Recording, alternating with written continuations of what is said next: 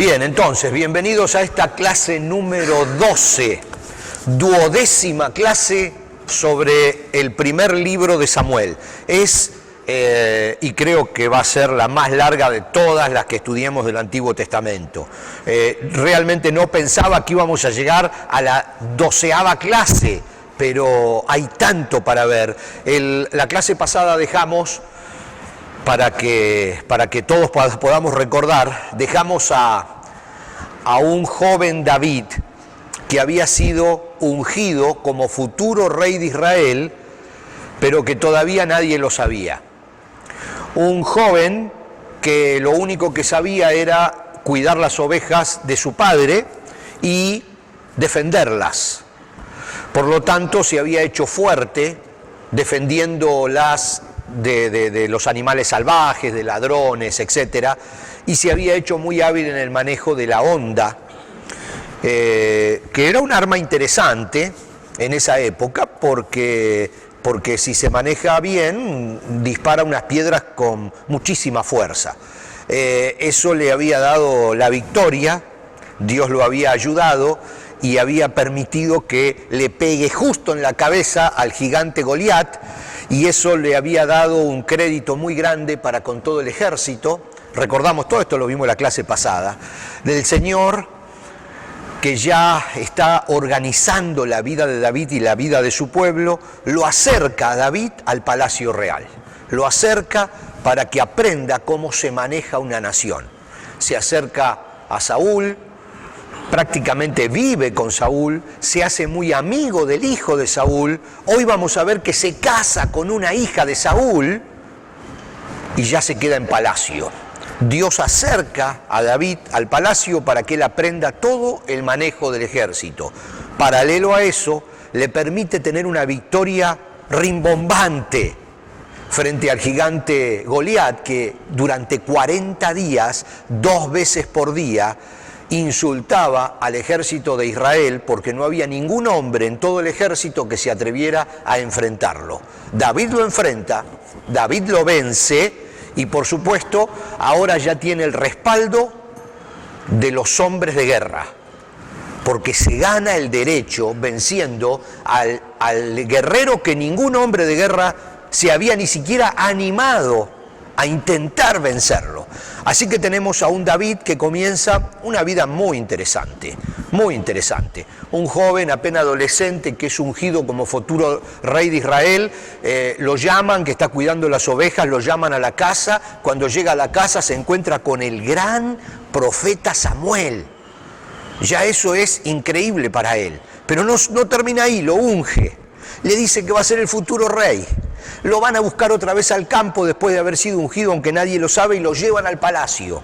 En el palacio aprende las cosas del gobierno, se hace amigo del hijo del rey, se casa con la hija del rey, toma el control del ejército. Es una vida increíble. Pero claro, sucede que todas las personas que tienen un éxito importante y acelerado en política y en lo militar, comienzan a acumular muchos enemigos, la envidia política y un montón de cosas, y él tiene que empezar a vivir una vida rodeada de peligros, porque ahora, digamos, la envidia política puede hacer mucho mal en la vida de una persona, pero en aquel entonces directamente lo mataban. Entonces nos encontramos con que Saúl comienza a odiar a David porque se da cuenta que David va a ser el futuro rey, le va a quitar el trono, le va a quitar la corona a él y a su hijo Jonatán, y entonces se rebela Saúl contra eso. Recordemos que Saúl estaba alejado del Señor. Dice la Biblia que el espíritu del Señor lo había abandonado a Saúl, y un espíritu que lo atormentaba, un espíritu maligno, estaba con Saúl.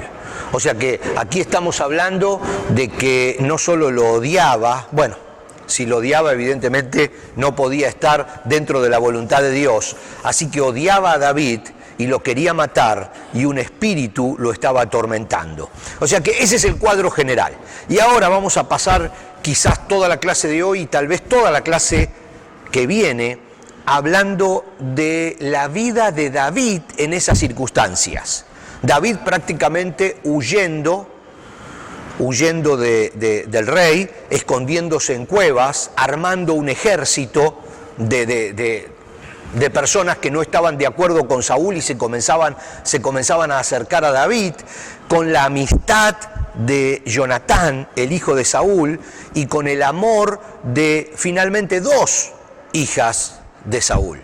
Así que es una historia turbulenta de la vida de David, y por eso le vamos a dedicar toda la clase de hoy, y ya les digo, posiblemente tengamos que dedicarle todavía una clase más, y como también les dije la clase pasada, es muy importante que hagamos cierto hincapié en algunos acontecimientos de la vida de David, porque son importantes en el resto de las Escrituras. No estamos hablando de cualquier persona en el Antiguo Testamento. Estamos hablando del rey David, de la casa de David sale el Salvador.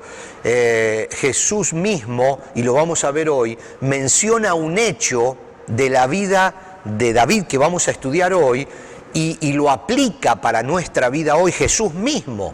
Entonces hay una relevancia de la vida de David en el resto de la Biblia sumamente importante. Por eso tenemos que darle tanto al estudio de la historia de la vida de este rey. Por ahora militar. Vamos a ver, rey ungido, después rey a la muerte de Saúl. Llegamos, como le decíamos, a la 12ª clase y vamos a seguir avanzando. Habíamos quedado en la clase pasada, o habíamos leído, cuando Saúl intenta matar a David por primera vez. Dice 1 Samuel 18, 10 y 11, lo vamos a leer otra vez. Al día siguiente un espíritu atormentador de parte de Dios abrumó a Saúl. Ya habíamos hablado de este concepto del espíritu atormentador. El espíritu del Señor lo había abandonado y aquí si no hay blanco hay negro, si no hay luz hay oscuridad. Esto es simple. Dios no estaba con Saúl y Saúl estaba siendo dirigido por el diablo. Y ahí se termina la historia. Al día siguiente un espíritu atormentador de parte de Dios abrumó a Saúl y comenzó a desvariar como un loco en su casa. David tocaba el arpa tal como lo hacía cada día. Recordemos que para eso lo habían citado a David en un principio, para calmar al loco. Cuando le agarraban esos ataques de locura y ese espíritu atormentador lo llevaba a desvariar, la música lo calmaba y lo habían ido a buscar a David y lo habían traído para que toque el arpa. O sea que fíjense de qué manera sutil Dios maneja los hilos para que David esté al lado de Saúl aprendiendo cómo se manejan los asuntos de palacio. Pero Saúl, dice la Biblia, tenía una lanza en la mano y de repente se la arrojó a David, tratando de clavarlo en la pared, pero David lo esquivó 2 veces. Digamos que esa fue la primera de las reacciones violentas de Saúl contra David y después se repiten, pero eran como ataques de locura.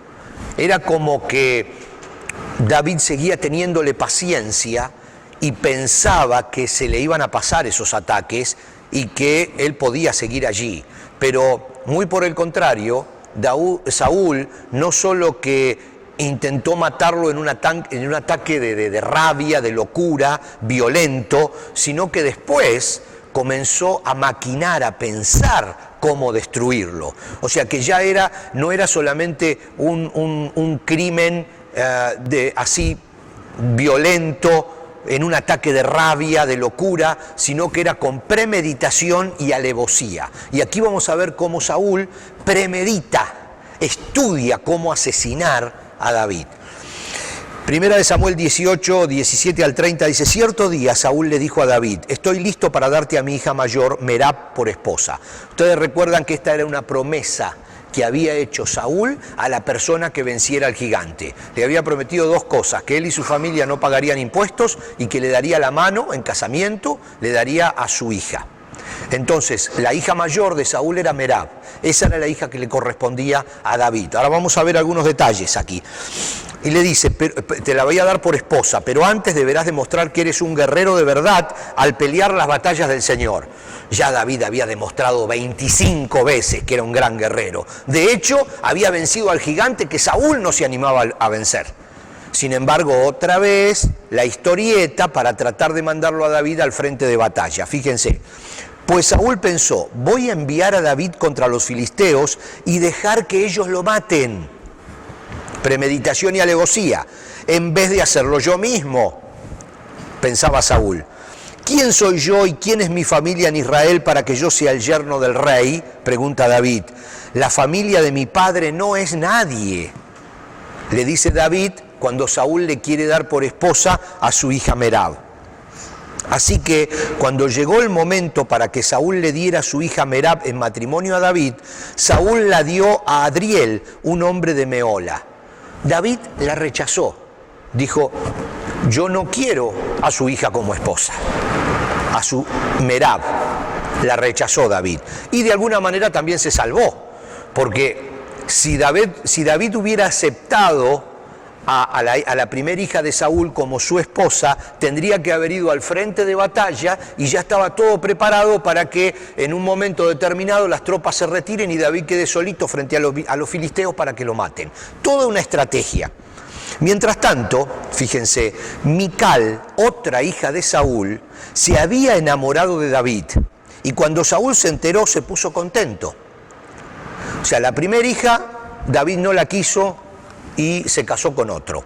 Mientras tanto, Mical, y aquí viene el tema, otra hija de Saúl se había enamorado de David y cuando Saúl se enteró se puso contento. Me da otra oportunidad para que los filisteos lo maten, se dijo Saúl a sí mismo. Miren la estrategia del hombre, ¿no? Dice, pero a David le dijo: hoy tienes una segunda oportunidad para llegar a ser mi yerno, le dijo Saúl a David. Después Saúl instruyó a sus siervos para que le dijeran a David: el rey te aprecia mucho, al igual que nosotros. ¿Por qué no aceptas lo que el rey te ofrece y te conviertes en su yerno? O sea, armó toda una obra de teatro para que David acepte ahora a Mical. Pero ya Mical estaba enamorada de David. Pero si David aceptaba a Mical, tenía que ir al frente de batalla a probar que era un guerrero valiente. Y Saúl tenía todo arreglado para que ahí lo maten. Cuando los hombres de Saúl le dijeron estas cosas a David, él respondió: ¿cómo puede un hombre pobre y de familia humilde reunir la dote por la hija de un rey? Cuando los hombres de Saúl le informaron al rey, él les dijo: díganle a David que lo único que quiero por dote son los prepucios de 100 filisteos. Vengarme de mis enemigos es todo lo que realmente quiero. Pero lo que Saúl tenía en mente era que mataran a David en la pelea. O sea, recordemos que lo único que Saúl quería era que lo mataran. Esa era su estrategia. Para eso le ofrecía a su hija, lo que sea, no quiero dote, quiero que me traigas los prepucios de 100 filisteos, etc. David estuvo encantado de aceptar la oferta. Era un hombre de guerra, digamos, ¿no? Antes de que se cumpliera la fecha límite, él y sus hombres salieron y mataron a 200 filisteos. Así que David cumplió con el requisito del rey entregándole los prepucios de ellos. Entonces Saúl le entregó a su hija Mical por esposa. Le salió, digamos, el tiro por la culata. Como no logró que lo mataran, no tuvo más remedio que darle a Mical para que se case con él y se cumple el plan de Dios de que David ahora está emparentado con el rey de Israel. Ahora ya vive en palacio, es parte de palacio. De alguna manera es príncipe, por decirlo así, para heredar el trono que ya tenía, porque ya Samuel lo había ungido cuando era chico. Cuando Saúl se dio cuenta de que el Señor estaba con David, le costó, pero finalmente se dio cuenta, y cuando su hija Mical lo amaba, le tuvo aún más miedo y quedó como enemigo de David por el resto de su vida. Fíjense cómo se va entretejiendo todo, ¿no? Esto parece una novela, como les venía diciendo, ¿no? A veces uno quisiera poner escenas y todo, pero cada vez que los comandantes filisteos atacaban, David tenía más éxito en contra de ellos que todos los demás oficiales de Saúl. Por eso el nombre de David llegó a ser muy famoso. O sea, David seguía cosechando éxitos militares. Ya conocía cómo se manejaba una nación. Había vivido en palacio, vivido con el rey. Estaba casado con la hija del rey. Y se estaba cumpliendo todo lo que Dios había predicho para David cuando le había dicho a Samuel que vaya y lo unja, porque él ya lo tenía designado como futuro rey de Israel. Ahora tenemos otra escena de esta historia, y es la escena de Jonatán. No vamos a profundizar demasiado, porque acá simplemente tenemos que de alguna manera los lazos de David con la familia real se estrechan, no solamente porque está casado con la hija del rey y la hija del rey lo ama, porque hubiera sido distinto si David se hubiera casado con la primera hija de Saúl, que no lo amaba a David, pero Mical estaba enamorada de David, y esto es fundamental, es fundamental. Y después la amistad con el hijo de Saúl. Fíjense, 1 Samuel 19 dice: Saúl le dijo a sus siervos y a su hijo Jonatán que asesinaran a David. Pero Jonatán, debido a su profundo cariño por David, le contó acerca de los planes de su padre. Mañana por la mañana, lo previno, deberás encontrar un lugar donde esconderte en el campo. Yo le pediré a mi padre que vaya allí conmigo y le hablaré de ti. Luego te informaré todo lo que pueda averiguar. Aquí lo importante de la profunda amistad entre David y el hijo de Saúl es que constantemente Jonatán le avisa de los planes de Saúl para que David se escape. O sea, estamos hablando de años, no estamos hablando de situaciones que se dan un día tras otro, estamos hablando de años. Entonces, no podemos estudiar cada día, aparte no conocemos cada día, conocemos algunos eventos de cómo David tenía que soportar la presión de Saúl y cómo ahora está Mical y cómo está Jonatán de su lado. Entonces acá tenemos la primera intervención de su amigo Jonatán que lo salva a David. Y ahora tenemos la intervención de su esposa que también lo salva. 1 Samuel 19 leemos: entonces Saúl mandó tropas para que vigilaran la casa de David. Se le dio orden de que mataran a David directamente cuando saliera a la mañana siguiente. Ya el odio había escalado, digamos, hasta niveles definitorios. Ya simplemente mandó a los soldados para que cuando David saliera después de desayunar, lo clavaran en una pared con una lanza. Se terminó el partido. Pero Mical, la esposa de David, le advirtió: si no te escapas esta noche te matarán por la mañana. Así que ella lo ayudó a salir por una ventana y él huyó y escapó. Luego ella tomó un ídolo y lo puso en la cama de su esposo, lo cubrió con mantas y puso un cojín de pelo de cabra sobre la cabeza. Puso un muñeco. Hay varias palabras que la Biblia utiliza para este concepto de ídolo. Puso un muñeco en la cama y le abrió la ventana para que David se escape. Cuando las tropas llegaron para arrestar a David, ella les dijo que estaba enfermo y que no podía levantarse de la cama. Pero Saúl envió a las tropas de nuevo para prender a David y les ordenó: tráiganmelo con cama y todo para que lo mate. Pero cuando llegaron para llevarse a David, descubrieron que lo que estaba en la cama era solo un ídolo con un cojín de pelo de cabra en la cabeza.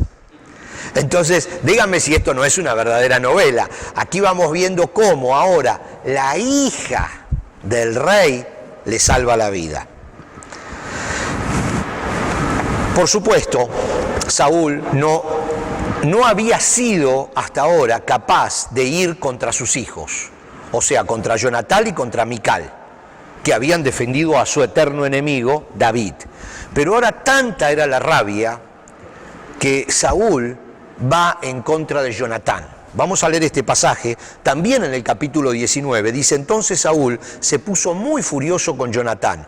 Tú estúpido hijo de prostituta, miren, qué lindo padre, lo maldijo. ¿Acaso piensas que no sé que tú quieres que él sea el rey en lugar de ti? Fíjense, ¿eh? ¿Acaso piensas que no sé, le dice Saúl, que tú quieres, le dice a Jonatán, que él sea el rey en lugar de ti, para vergüenza tuya y de tu madre? Mientras ese hijo de Isaí esté vivo, o sea David, jamás serás rey. Ahora ve y búscalo para que lo mate. ¿Pero por qué tiene que morir?, le preguntó Jonatán a su padre. ¿Qué ha hecho? Entonces Saúl le arrojó su lanza a Jonatán con la intención de matarlo. Por fin Jonatán se dio cuenta de que su padre realmente había decidido matar a David. Aparentemente era un poco lento este muchacho, porque ya había un montón de circunstancias que revelaban a las claras que Saúl no iba a parar hasta no asesinar a David. Y Jonatán se ve que no lo podía creer, que no podía creer que su padre llegara tan bajo de querer asesinar a ese muchacho por miedo a que le quitara el trono. Entonces, pero ahora ya se dio cuenta porque le tiró la lanza a él directamente, ¿no? Por fin Jonatán se dio cuenta de que su padre realmente había decidido matar a David. Así que Jonatán dejó la mesa, enfurecido, y se negó a comer durante ese segundo día del festival. Estaban en una fiesta, ¿no? Porque estaba destrozado por la vergonzosa conducta de su padre hacia David. Ahora aquí comienza, por decirlo así, un peregrinaje, una recorrida de David por distintas partes de Israel, huyendo de Saúl y de su ejército. Definitivamente le había puesto precio a su cabeza. Saúl quería que lo traigan a David vivo o muerto ante su presencia. Y el ejército había salido a buscar, lo había salido a buscar. David huye, se encuentra con Samuel, se encuentran con otros reyes, se encuentran con sacerdotes. Ahora vamos a ver un poco la historia, pero hay algo muy importante que sucede en su huida, que luego se ve en el Nuevo Testamento, y es lo que les decía al comenzar la clase, y entonces quiero que lo veamos y lo separemos un poquitito del resto de la historia. ¿Qué está haciendo David? Está huyendo. Vamos a imaginarnos a David que acaba de salir por la ventana de su casa porque su esposa le dijo: los soldados vienen por la puerta de adelante para matarte, vete por la ventana. David se escapó solo, pero David era el comandante del ejército. Pero en este momento se había escapado solo, corriendo por el campo. Vamos a hacernos esa idea, aunque hay algunos detalles históricos, pero no vienen al caso. Vamos a hacernos esa idea. Llega a un templo y se encuentra con un sacerdote. Y come David, y ahora vamos a ver la historia, porque tenía hambre y el sacerdote le da los panes que estaban en la mesa en el tabernáculo.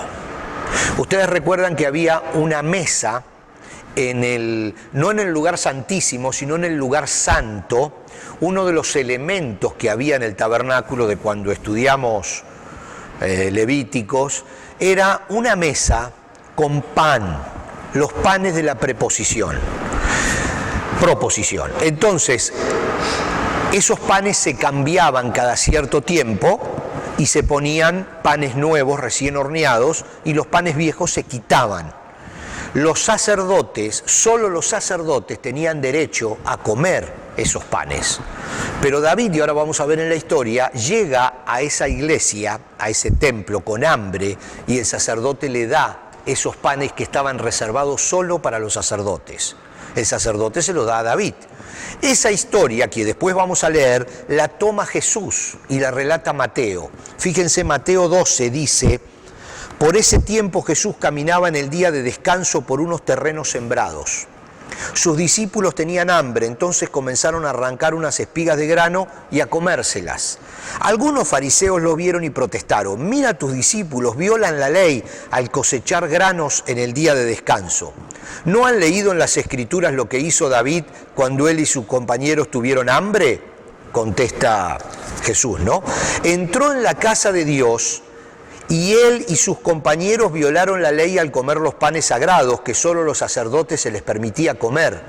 ¿Y no han leído en la ley de Moisés que los sacerdotes de turno en el templo pueden trabajar en el día de descanso? Le dice Jesús a esos fariseos que criticaron a sus discípulos. Les digo, aquí hay uno que es superior al templo. Ustedes no habrían condenado a mis discípulos, quienes son inocentes, si conocieran el significado de la Escritura que dice, quiero que tengan compasión, no que ofrezcan sacrificios, pues el Hijo del Hombre es Señor incluso del día de descanso. Entonces aquí el mismo Señor Jesús utiliza esa parte de la historia de David para enseñar que Él es superior al día de descanso, que Él es superior a la ley. Y entonces habla acerca de la compasión y la misericordia que quiere Dios y que esa misericordia está sobre la ley. Fíjense lo que sucede entonces, y posiblemente con esto terminemos hoy, lo que sucede cuando David llega al templo. David fue a la ciudad de Nob para ver al sacerdote Ahimelech, huyendo. Recordamos, se fue por la ventana. Cuando Ahimelech lo vio, se puso a temblar y le pregunta, ¿por qué estás solo? ¿Por qué nadie te acompaña? Recordemos que David era el general, era el líder del ejército. El rey me envió a un asunto privado, le dice David. Sin embargo, estaba huyendo del rey. Me pidió que no le contara a nadie por qué estoy aquí. Le dije a mis hombres dónde buscarme después. Ahora bien, ¿qué hay de comer?, le dice David. Dame 5 panes o cualquier otra cosa que tengas. No tenemos nada de pan común, respondió el sacerdote. Pero aquí está el pan sagrado. Como no había otro alimento disponible, el sacerdote le dio el pan sagrado, el pan de la presencia, que se ponía delante del Señor en el tabernáculo. Justo en ese día había sido reemplazado por un pan recién horneado. Digamos que este es un evento más en toda esta historia que vamos a ver, que ya vimos un pedacito en esta clase y que vamos a ver en la clase que viene, de la vida de David huyendo de Saúl. De la vida de David huyendo de Saúl. En este momento lo primero que hace es que llega al templo, come esos panes de la presencia, luego el Señor Jesús utiliza eso para darlo como ejemplo. Misericordia quiero, dice Dios. ¿Cuál es la forma de pensar de Dios con respecto a esto? Pero ahora viene toda una etapa, que vamos a ver en la clase que viene, de David no solo huyendo solo, sino que a él comienzan a acercarse un montón de gente que empieza a identificarse con él cuando se entera que Saúl lo quiere matar. Empieza de alguna manera David a formar, sin quererlo, su propio ejército. Primero 400 hombres, después 600 hombres, y a medida que pasaba por los distintos pueblos y por las distintas ciudades, los hombres comenzaban a unírsele a David, y él estaba formando su propio ejército. Es bien interesante lo que vamos a ver en la clase que viene, porque llega un punto donde David le perdona 2 veces la vida a Saúl. Y le dice, te estoy perdonando la vida, ¿por qué me quieres matar? O sea, ahora hay una historia muy linda, que espero en la clase que viene ya podamos cerrar esta etapa hasta la muerte de Saúl. Después viene otra etapa totalmente distinta y ya pasaríamos al segundo libro de Samuel. Así que la novela continúa. La novela continúa. Nos vemos la próxima clase y seguimos con más de la vida de David huyendo de Saúl. Gracias.